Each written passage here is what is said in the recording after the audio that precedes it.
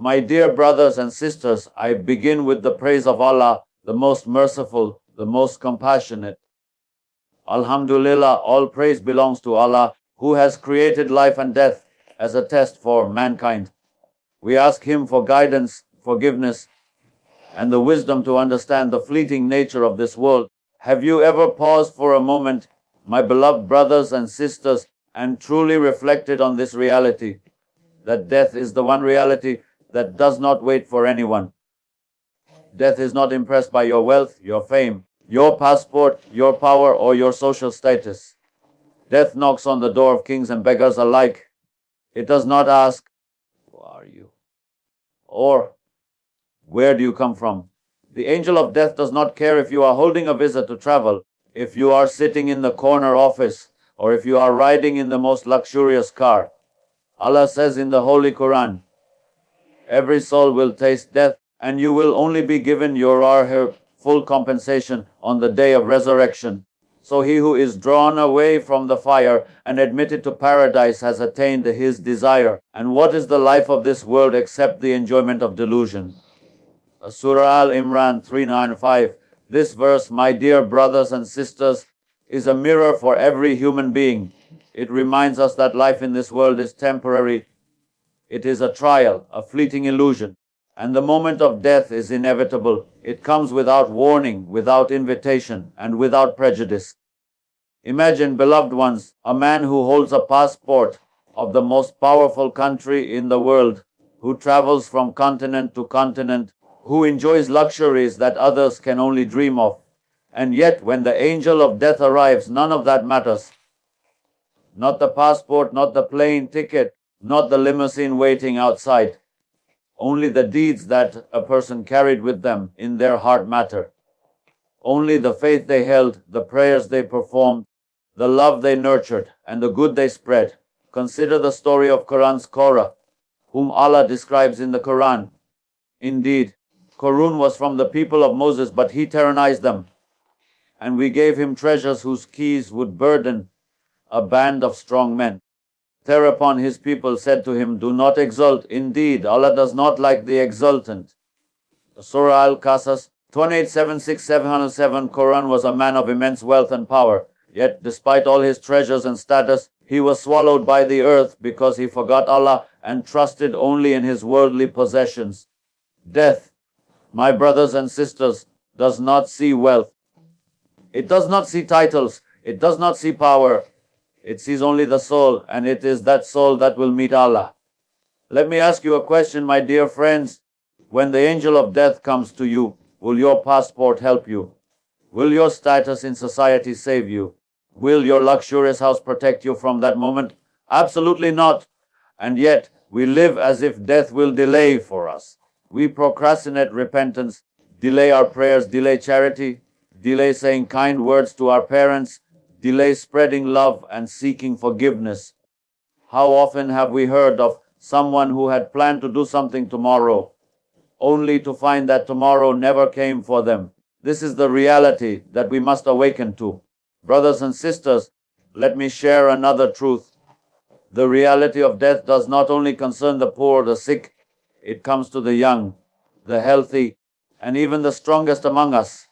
How many young men and women in the prime of their lives have left this world suddenly? Accidents, illnesses, unforeseen calamities. These are reminders that death does not consult with anyone before arriving. Allah says in the Quran, "And it is He who gives life and causes death, and His is the alternation of the night and the day. Then will you not reason?" Surah Al-Mulk 67:2. Notice the words carefully. Allah gives life and causes death. This power is solely His. No human, no government, no authority can alter this divine decree.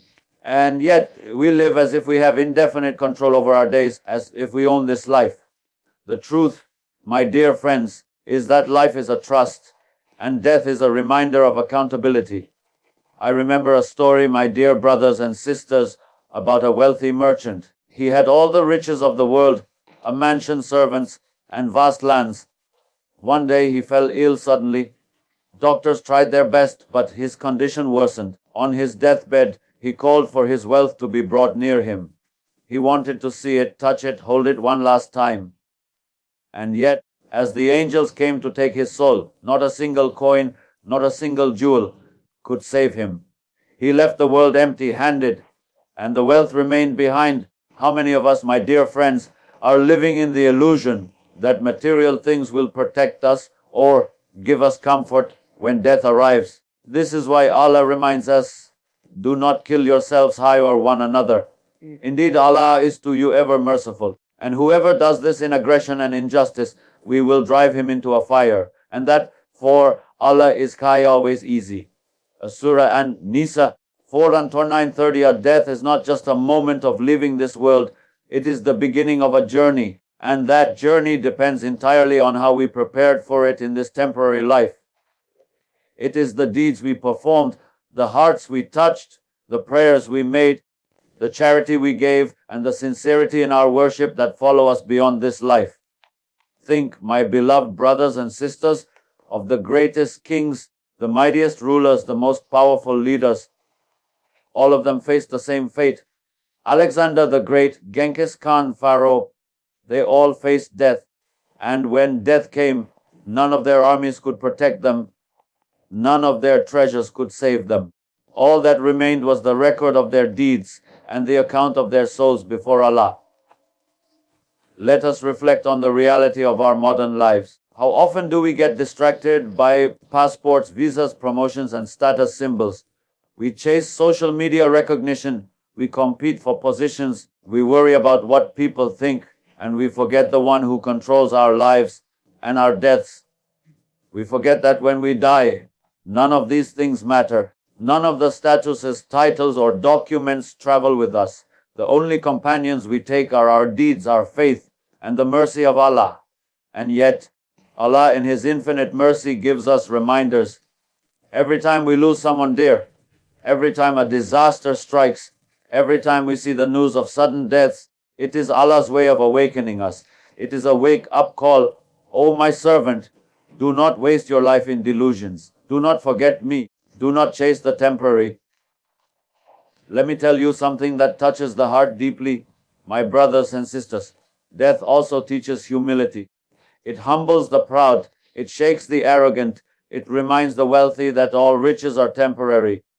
It reminds the young that age is not guaranteed. It reminds the strong that strength is not permanent. Death is the ultimate equalizer. It does not see color, race, religion, wealth, or power. Remember, beloved, the Prophet Muhammad, peace be upon him, said, be in this world as if you were a stranger or a traveler. This is a profound teaching. Why? Because death comes without notice. We are travelers in this life, and our journey has a definite end. The passport we carry here, the wealth we accumulate, the status we gain, none of these accompany us on that journey. Only our deeds, only our faith, only the mercy of Allah. Brothers and sisters, this should lead us to reflection and action. We should not live in fear, but in awareness. We should not become paralyzed by the thought of death, but motivated by the reminder that life is temporary and the hereafter is eternal. Start by asking yourself, am I preparing for the moment when I leave this world? Are my prayers on time? Am I kind to my parents? Am I honest in my dealings? Am I spreading good in the world? Let me also remind you, my dear friends, that death teaches urgency. It teaches us that procrastination is dangerous. A man may think, I will start praying tomorrow, I will give charity next month, I will reconcile with my brother next year. And then, suddenly, tomorrow never comes. Death does not wait for convenience. It comes when Allah wills. Think about the lessons in Surah Al-Alaq, where Allah reminds us about our creation and our destiny. Read in the name of your Lord who created man from a clinging substance. Read, and your Lord is the most generous, who taught by the pen, taught man that which he knew not. So Surah Al-Alaq 90:61-5. Allah created us, and He knows what is best for us. He gave us life as a trust, and death as a certainty. The question is, how are we living in preparation for it? How are we building for the next life, where passports and social statuses hold no weight? Brothers and sisters, Death also reminds us to treat each other with compassion. We see how fragile life is. Today we are here. Tomorrow someone may be gone. Let us forgive. Let us reconcile. Let us love. And let us do good before the inevitable comes. A harsh word today cannot be erased once the soul departs. A kind deed done in time may benefit us long after we leave. Let me conclude, my beloved ones, with the ultimate truth: death is inevitable, and it does not care for worldly matters. It is the most certain reality of life. So let us live with awareness, prepare with sincerity, act with faith, and love with compassion. Let us seek forgiveness for our sins, perform our duties, and remember that every moment wasted is a moment lost forever. And let us remember Allah's words in Surah Al-Ankabut: do not think of those who have been killed in the way of Allah as dead. Rather, they are alive with their Lord, receiving provision. So 29:5:5, may Allah grant us the wisdom to prepare for death, the strength to live righteously, and the mercy to meet our end with peace and faith. May He remind us daily that life is temporary and the hereafter is eternal. O Allah, do not let us forget death. Do not let us waste our lives in the illusions of status and power. Guide our hearts, purify our souls, and make us among those who are prepared to meet you. Remember, my dear brothers and sisters, death doesn't care about your passport or status. Only your deeds and faith travel with you.